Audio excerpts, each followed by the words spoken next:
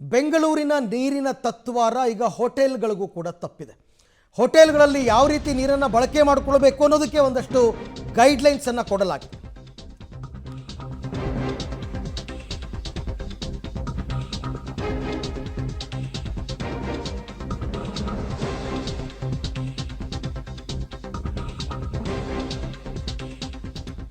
ಬೆಂಗಳೂರಿನಲ್ಲಿ ಜಲಕಂಟಕ ಹೋಟೆಲ್ಗಳಿಗೂ ಕೂಡ ತಟ್ಟಿದೆ. ಹೋಟೆಲ್ಗಳಿಗೆ ನೀರಿನ ಅಭಾವ ದೊಡ್ಡ ಸಮಸ್ಯೆಯಾಗಿ ತಲೆದೋರ್ತಾ ಇದೆ. ಹಾಗಾಗಿ ನೀರನ್ನು ಮಿತವಾಗಿ ಬಳಸುವಂತೆ ಅವ್ರಿಗೂ ಕೂಡ ಸೂಚನೆಯನ್ನು ಕೊಡಲಾಗಿದೆ. ಹೋಟೆಲ್ಗಳಲ್ಲಿ ಇನ್ನು ಮುಂದೆ ಕಟ್ಟುನಿಟ್ಟಿನ ರೂಲ್ಸ್ ಎಸ್ಪೆಷಲಿ ಬೆಂಗಳೂರಿನಲ್ಲಿ ಜಾರಿಗೆ ಬರುತ್ತೆ. ನೀರನ್ನು ಮಿತವಾಗಿ ಬಳಕೆ ಮಾಡೋದು ಹೇಗೆ, ಹೋಟೆಲ್ಗಳಲ್ಲಿ ಯದ್ವಾ ತದ್ವಾ ನೀರೇನಾದರೂ ಖರ್ಚಾಗ್ತಾ ಇದೆಯಾ ಅಂದರೆ ಹೌದು, ಒಂದು 20% ನಾವು ಹೆಂಗಾದರೂ ಮಾಡಿ ನೀರನ್ನು ಕಡಿತ ಮಾಡೋದು, ನೀರಿನ ಬಳಕೆಯನ್ನು ಕಡಿತ ಮಾಡಿದ್ರೆ ಯಾವುದಕ್ಕಾದರೂ ಮುಂದಕ್ಕೆ ಉಪಯೋಗಕ್ಕೆ ಬರುತ್ತೆ ಅನ್ನೋ ಕಾರಣಕ್ಕೋಸ್ಕರ ಇವಾಗ ಹೋಟೆಲ್ಗಳಿಗೆ ಒಂದಷ್ಟು ಕಟ್ಟುನಿಟ್ಟಿನ ರೂಲ್ಸ್ಗಳನ್ನು ತರೋದಕ್ಕೆ ಈಗ ಆದೇಶ ಕೂಡ ಆಗಿದೆ. ಸೊ ಹಾಗಾಗಿ ಬೆಂಗಳೂರಿನಲ್ಲಿ ಹೋಟೆಲ್ನವರು ಇದನ್ನು ಯಾವ ರೀತಿ ಪರಿಪಾಲನೆ ಮಾಡ್ತಾರೆ, ಇದರ ಸೈಡ್ ಎಫೆಕ್ಟ್ಸ್ ಏನು, ಗ್ರಾಹಕರ ಮೇಲೆ ಏನಾದರೂ ದರ ಏರಿಕೆಯ ಹೊರೆ ಬೀಳುತ್ತಾ ಅಥವಾ ಹೋಟೆಲ್ ಅಸೋಸಿಯೇಷನ್ ಅವರು ಇದನ್ನು ಒಪ್ತಾರಾ ಇಲ್ವಾ, ಇದ್ರ ಬಗ್ಗೆ ಕೂಡ ಒಂದಷ್ಟು ಯೋಚನೆ ಮಾಡಬೇಕಾಗುತ್ತೆ. ಎಲ್ಲರಿಗೂ ನೀರಿನ ತೊಂದರೆ ಆಗಿದೆ. ಆದರೆ ಹೋಟೆಲ್ ಉದ್ಯಮದಲ್ಲಿ ಅತಿ ಹೆಚ್ಚು ನೀರು ಉಪಯೋಗಿಸುವ ಕಾರಣ ನಾವು ಅನಿವಾರ್ಯ ಕನಿಷ್ಠ ಒಂದು 20% ಉಪಯೋಗವನ್ನು ಕಡಿಮೆ ಮಾಡಬೇಕು. ಈ ಎಲ್ಲ ಉದ್ದೇಶದಿಂದ ನಾವು ಕೂಡ ಇತ್ತೀಚೆಗೆ ತೊಳೆಯುವ ಜಾಗದಲ್ಲಿ ಹಾಗೂ ಅಡಿಗೆ ಕೋಣೆಯಲ್ಲಿ ನೀರಿನ ಉಪಯೋಗವನ್ನು ಕಡಿಮೆ ಮಾಡಲು ನಾವೆಲ್ಲ ಕಾರ್ಮಿಕರಿಗೆ ಟ್ರೈನಿಂಗ್ ಕೊಡ್ತಾ ಇದ್ದೇವೆ. ನೀರಿನ ಬೆಲೆ ಅಭಾವ ಬಂದ ಕೂಡಲೇ ಬೆಲೆ ಏರಿದೆ. ಟ್ಯಾಂಕರ್ನವರೆಗೂ ನೀರಿನ ಅಭಾವ ಇದೆ. ಆದ ಕಾರಣ ನೀರಿನ ಬೆಲೆಯನ್ನು ಏರಿಸಿದ್ದಾರೆ. ಕೆಲವೊಂದು ಕಡೆ 800 ರೂಪಾಯಿ ಇರುವಂತಹ ನೀರಿಗೆ 1200ರಿಂದ 1500 ರೂಪಾಯಿವರೆಗೆ ಹೋಗಿದೆ. ಇದು ಅನಿವಾರ್ಯ, ಇದು ತಾತ್ಕಾಲಿಕವಾದುದರಿಂದ ನಾವು ಇದನ್ನು ಕೊಡಲೇಬೇಕಾಗಿದೆ. ಹೀಗಿದ್ದರೂ ನಮಗೆ ನೀರಿನ ಸರಬರಾಜು ಸರಿಯಾಗ್ತಾ ಇಲ್ಲ. ಅದು ನಮಗೆ ಮುಖ್ಯವಾದ ಸಮಸ್ಯೆ. ನಮಗೆ ಅಗತ್ಯ ಬಿದ್ದಾಗ ತಂದು ಕೊಡೋದಿಲ್ಲ, ಅವರು ಟೈಮ್ ತಕ್ಕೊಳ್ತಾರೆ. ಅದು ನಮಗೆ ಸಮಸ್ಯೆ ಆಗ್ತದೆ, ಉದ್ಯಮಕ್ಕೆ ತೊಂದರೆ ಆಗ್ತದೆ. ಇದನ್ನು ನಾವು ಹೇಗೆ ಪರಿಹಾರ ಮಾಡಿಕೊಳ್ಳುವುದು ಅಂತ ಬಗ್ಗೆ ಚಿಂತನೆ ಮಾಡ್ತಾ ಇದ್ದೇವೆ. ಓಕೆ, ಕೆಲವೊಂದು ಕಟ್ಟುನಿಟ್ಟಿನ ರೂಲ್ಸನ್ನು ಜಾರಿಗೆ ತರೋದಕ್ಕೆ ಈಗ ಚಿಂತನೆಗಳು ನಡೀತಾ ಇದೆ ಹೋಟೆಲ್ಗಳಲ್ಲಿ. ಅದರಲ್ಲೂ ಹೋಟೆಲ್ ಅಸೋಸಿಯೇಷನ್ ಅವರೇ ಇನಿಷಿಯೇಟ್ ತಗೊಂಡಿದ್ದಾರೆ. ನೀರನ್ನು ಉಳಿತಾಯ ಮಾಡಬೇಕು ಹೆಂಗೆ ಅನ್ನೋದಕ್ಕೆ ಕೆಲವೊಂದು ಪಾಯಿಂಟ್ಸ್ ಇದೆ ನೋಡಿ. ಟೇಬಲ್ ಮೇಲೆ ಖಾಲಿ ಗ್ಲಾಸನ್ನು ಇಟ್ಟು ಪಕ್ಕದಲ್ಲಿ ಜಗ್ ಇಡುವಂತೆ ಸೂಚನೆ ಕೊಟ್ಟಿದ್ದಾರೆ. ಅಂದರೆ ನೀರನ್ನು ಕುಡಿಯೋದಕ್ಕೆ ಅಗತ್ಯ ಇರುವವರು ಮಾತ್ರ ಗ್ಲಾಸನ್ನು ಬಳಕೆ ಮಾಡಬೇಕು. ಕೆಲವರೆಲ್ಲ ಹೋಟ್ಲಿಗೆ ಹೋದ ತಕ್ಷಣ ಮಿನರಲ್ ವಾಟರ್ ಬಾಟ್ಲ್ ತೊಗೊಂಡ್ಬಿಡ್ತಾರೆ. ಅವ್ರಿಗೆ ನೀವು ನೀರನ್ನು ತುಂಬಿಟ್ರೆ ವೇಸ್ಟ್ ಆಗುತ್ತೆ, ಮತ್ತು ಇನ್ನೊಬ್ಬರು ಗ್ರಾಹಕರಿಗೆ ಅದನ್ನು ಕೊಡೋಕ್ಕಾಗಲ್ಲ. ಹಾಗಾಗಿ ಆ ರೀತಿ ಮಾಡಿ ಅಂತ ನೀರಿನ ಬಳಕೆಯಲ್ಲಿ 20% ಕಡಿತ ಮಾಡೋದಕ್ಕೆ ಸೂಚನೆ ಬಂದಿದೆ.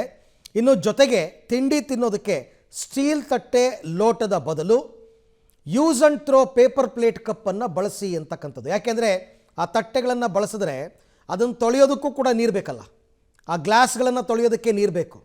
ಸೊ ದಟ್ ಈಗ ಯೂಸ್ ಆ್ಯಂಡ್ ಥ್ರೋ ಪೇಪರ್ ಪ್ಲೇಟನ್ನು ಬಳಸಿದ್ರೆ ಅದನ್ನು ತೊಳೆಯುವುದು ತಪ್ಪುತ್ತೆ, ನೀರು ಉಳಿತಾಯ ಆಗುತ್ತೆ. ಹೋಟೆಲ್ಗಳಲ್ಲಿ ನೀರಿನ ಬಳಕೆ ಜಾಸ್ತಿ. ಹಾಗೆ ನೋಡೋಕ್ಕೆ ಹೋದರೆ ಅಡುಗೆ ತಯಾರು ಮಾಡೋದಕ್ಕೆ ಬೇಕಾಗಿರುವಂತಹ ಪಾತ್ರೆಗಳನ್ನು ತೊಳಿಲೇಬೇಕು, ಇಲ್ಲ ಅಂತಂದರೆ ಬೇರೆ ದಾರಿ ಇಲ್ಲ, ಗ್ಲಾಸ್ಗಳನ್ನು ತೊಳಿಬೇಕಾಗತ್ತೆ. ಇದಕ್ಕೆಲ್ಲ ನೀರು ಹೆಚ್ಚೆಚ್ಚು ಖರ್ಚಾಗುತ್ತೆ. ಹಾಗಾಗಿ ಒಂದಷ್ಟು ಕ್ರಮವನ್ನು ತಗೊಂಡಿದ್ದಾರೆ. ನಿಜಕ್ಕೂ ಕೂಡ ಇದು ಸ್ವಾಗತಾರ್ಹ.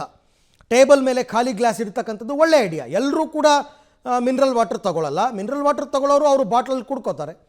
ಯಾರಿಗೆ ಅಗತ್ಯ ಇದೆ ಅವರು ಮಾತ್ರ ಗ್ಲಾಸ್ನಲ್ಲಿ ಅಂದರೆ ಜಗ್ಗಿಂದ ನೀರನ್ನು ಬಗ್ಗಿಸ್ಕೊಂಡು ನೀರು ಕುಡಿಲಿ. ಆ ರೀತಿ ಒಂದು ವ್ಯವಸ್ಥೆಯನ್ನು ಮಾಡ್ತಕ್ಕಂಥದ್ದು. ಇದರ ಹೊರೆಗೆ ಏನಾದರೂ ಜನರ ಮೇಲೆ ಬೀಳುತ್ತಾ? ಈಗ use and throw paper plate ಅಂತಂದರೆ ಅದು ನಮಗೆ ಖರ್ಚಾಗುತ್ತೆ, ಹೆಚ್ಚುವರಿ ಖರ್ಚಾಗುತ್ತೆ. ಅದನ್ನು ನಾವು ತಿಂಡಿ ದರವನ್ನು ಜಾಸ್ತಿ ಮಾಡ್ತೀವಿ ಅಂತಂದರೆ ಅದು ಆಗಲ್ಲ, ಜನ ಒಪ್ಪಲ್ಲ. ಈಗಾಗಲೇ ಬೆಲೆ ಏರಿಕೆ ಆಗೋಗಿದೆ. ಓಕೆ, ಈ ವಿಚಾರಕ್ಕೆ ಸಂಬಂಧಪಟ್ಟಂತೆ ಮತ್ತಷ್ಟು ಮಾಹಿತಿ ನನ್ನ ಕೊಲೀಗ್ ರಾಘು ಅವರಿಂದ ಪಡ್ಕೊಳ್ಳೋಣ. ರಾಘು, ಈಗ ತೆಗೆದುಕೊಂಡಿರ್ತಕ್ಕಂಥ ಕ್ರಮಗಳೇನೋ ಸ್ವಾಗತಾರ್ಹ, ಬಟ್ ಇದರ ಎಫೆಕ್ಟಿವ್ ಇಂಪ್ಲಿಮೆಂಟೇಷನ್ ಯಾವ ರೀತಿ ಆಗುತ್ತೆ, ಇದರ ಪರಿಣಾಮ ಏನಾದರೂ ಗ್ರಾಹಕರ ಮೇಲೆ ತಟ್ಟುತ್ತಾ? ಯಾಕೆಂದರೆ ರೇಟ್ ಏನಾದರೂ ಜಾಸ್ತಿ ಮಾಡ್ತಾರಾ, ಹೆಂಗೆ ಇದನ್ನು ಇಂಪ್ಲಿಮೆಂಟ್ ಮಾಡೋದು ಅಂತ ಬೆಂಗಳೂರಿನಲ್ಲಿ?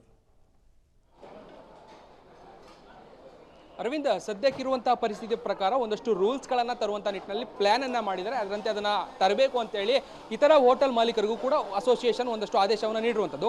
ಎಕ್ಸಾಂಪಲ್, ಬೆಂಗಳೂರಿನ ಪ್ರಮುಖ ಹೋಟೆಲ್ಗಳೇನಿದೆ ಆ ಹೋಟೆಲ್ಗಳಲ್ಲಿ, ಅಂದರೆ ಪ್ರಮುಖ ಅಲ್ಲ ಎಲ್ಲ ಹೋಟೆಲ್ಗಳಲ್ಲೂ ಕೂಡ ಊಟಕ್ಕೆ ಬಂದಂಥ ಸಂದರ್ಭದಲ್ಲಿ ಖಾಲಿ ಲೋಟಗಳನ್ನು ಇಟ್ಟು ಜಗ್ಗಲ್ಲಿ ನೀರು ಕೊಡಬೇಕು ಅನ್ನುವಂಥದ್ದು ಬಹಳ ಪ್ರಮುಖವಾಗಿ ಕಾರಣ. ನೀರಿನ ವ್ಯರ್ಥ ಆಗ್ತಾ ಇದೆ. ಇದನ್ನು ಸರಿಪಡಿಸುವಂಥ ನಿಟ್ಟಿನಲ್ಲಿ ಒಂದಷ್ಟು ಯೋಜನೆಯನ್ನು ರೂಪಿಸಿದ್ದಾರೆ. ಅಂದರೆ ಕೇವಲ ಖಾಲಿ ಲೋಟಗಳು ಅಂತ ಹೇಳಿದ್ರೆ ಸ್ಟೀಲ್ ಅದರ ಬದಲಾಗಿ ಪ್ಲಾಸ್ಟಿಕ್, ಅಂದರೆ ಯೂಸ್ ಅಂಡ್ ಥ್ರೋ ಲೋಟಗಳನ್ನು ಇಡಿ ಎನ್ನುವಂಥ ನಿಟ್ಟಿನಲ್ಲಿ ಒಂದಷ್ಟು ಆದೇಶವನ್ನು ಹೊರಡಿಸಿದ್ದಾರೆ.